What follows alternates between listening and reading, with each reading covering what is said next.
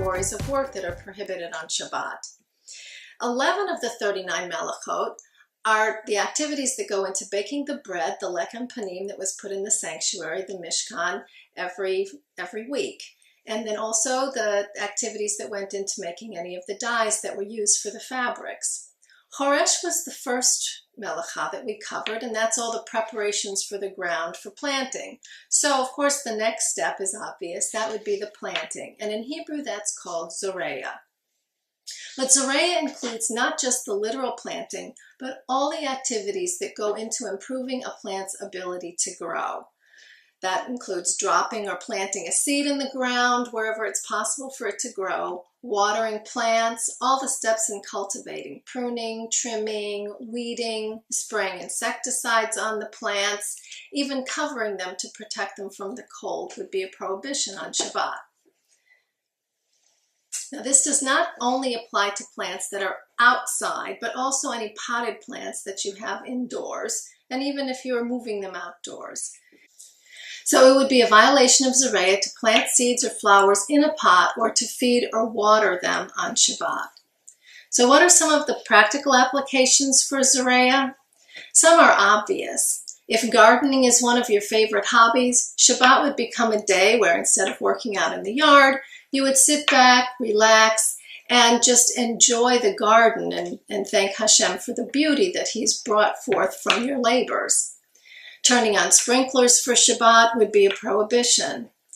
Then there are also some less obvious applications. If you decide to have a picnic in the backyard on Shabbat and you're eating watermelon, if the seeds fall onto the ground or into the grass, that would be an inadvertent violation of Zoraya because they would sprout and start to grow. A better option would be to eat over the patio because seeds that are dropped on concrete are not going to grow, so that wouldn't be a problem. Now the next thing, if your hands are sticky from eating the watermelon, you may want to rinse them off at the outdoor faucet.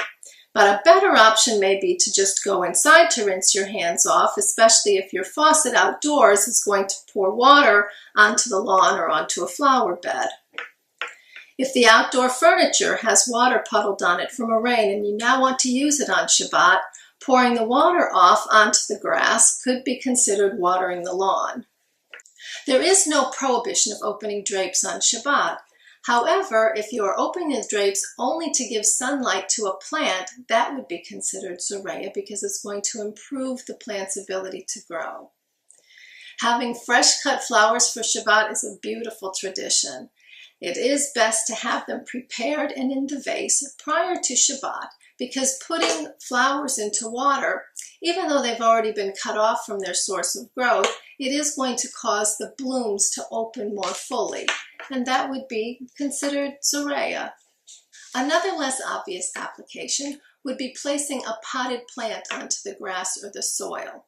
It doesn't seem like that would influence the plant's ability to grow, but this would be a violation of Zoraya because nutrients are drawn up into the plant through the holes on the bottom of the pot or also through the leaves that are hanging over the edges of the pot. So this is a brief overview of the Av Melacha, the main category of Zoraya. Many of these acts you're probably already keeping. Most are pretty easy to avoid on Shabbat once you're aware of them. It may take a little bit of planning, but it can be a relief to be free from any yard work responsibilities on Shabbat. So continue with your learning and think about what you can do to increase the holiness of your Shabbats. And keep your eyes on the Torch website for the next Shabbat journey.